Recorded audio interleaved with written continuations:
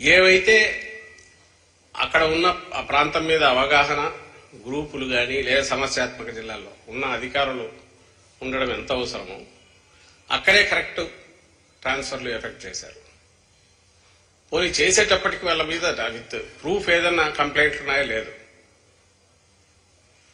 Just TDP వరుసగా 2-3 కంప్లైంట్లు పడేస్తుంది, వాళ్ళని ట్రాన్స్ఫర్ చేశారు.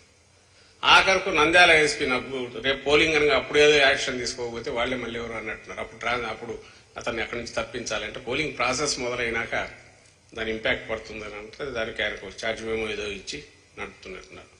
హెరాస్మెంట్ అనేది బహుశా గవర్నమెంట్ డైరెక్ట్ కంట్రోల్ ఉన్న గవర్నమెంట్ కూడా చేయనంతగా, ముఖ్యంగా పోలీస్ అబ్జర్వర్ ఎవరో వచ్చిన వ్యక్తి ఎవరైతే ఈరోజు మా వాళ్ళు కూడా రిప్రజెంటేషన్లో పెట్టారు, ఒక రిటైర్డ్ ఐపీఎస్ అధికారి విష్ణువర్ధన్ రావు ఎవరో టీడీపీ స్టార్ సపోర్టరు ప్లస్ ఆ సామాజిక వర్గానికి చెందిన వ్యక్తి, ప్లస్ దానికంటే ముఖ్యంగా సుజనా చౌదరికి సంబంధించిన గ్రూప్ వాటిలో కూడా భాగస్వామ్యం ఉండేవాడు, ఆయన కింద పనిచేసేవాడు.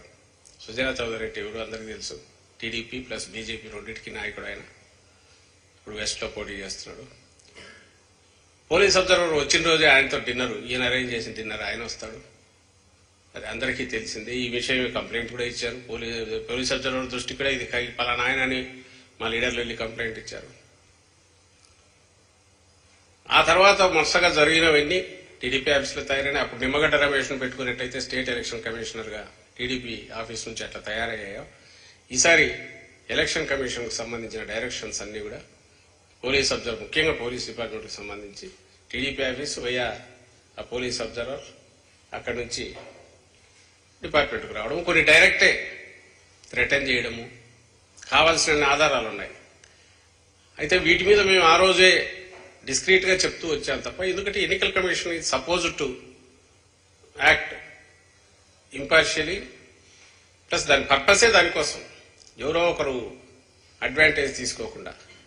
ఇది ప్యాథటిక్ సిచ్యువేషన్ ఏంటంటే జనరల్గా రూలింగ్ పార్టీ అడ్వాంటేజ్ తీసుకుంటుంది అనుకుంటారు. ఇక్కడ మా పరిస్థితి అపోజిషన్ అంటే ఇదిగా ఉంది.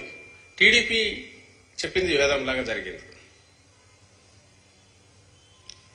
మీరు ఏ ఇన్సిడెంట్ అన్నా చూడండి, ట్రాన్స్ఫర్ చేసిన అధికారుల్లో దాదాపు 50%, 60% దాకా ఎస్సీ, ఎస్టీ, మైనారిటీ వర్గాలకు చెందిన వాళ్ళే. ఇంకా రెడ్డి సామాజిక వర్గానికి వెళ్తే 90% పైన కంప్లీట్ అయిపోతారు. డీజీపీని వారం ముందు ట్రాన్స్ఫర్ చేస్తారు. అసలు కొత్త డీజీపీకి వచ్చే అవగాహన ఉంటుందా, జరుగుతుంది? ఇంటెలిజెన్స్ చీఫ్ అంతే. ఇంకా అందరినీ మార్చేస్తే వాట్ ఈస్ ద గ్యారంటీ నువ్వు నిష్పాక్షికమైన తెస్తున్నావు? నిన్నెంతలో నమ్మాలి? నువ్వు ఎన్నికల కమిషన్ అనేది పర్టికులర్ అధికారి మీద కంప్లైంట్ వస్తే దాన్ని చెక్ చేసి ఆ ఆరోపణ నిజమా కాదా చూసి ఆ తర్వాత ఒక బ్యాలెన్స్డ్ డెసిషన్ తీసుకోవాలి. ఆ వెళ్లిన వాళ్ళకు అవగాహన ఉందో లేదో చూసుకోవాలిగా. అసలు అది కూడా ఏం కనపడలా.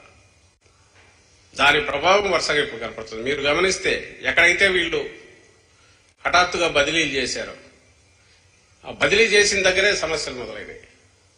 బదిలీ చేసిన వాటి దగ్గరే అటాక్స్ జరుగుతున్నాయి. ఇప్పుడు పల్నాడు జిల్లా,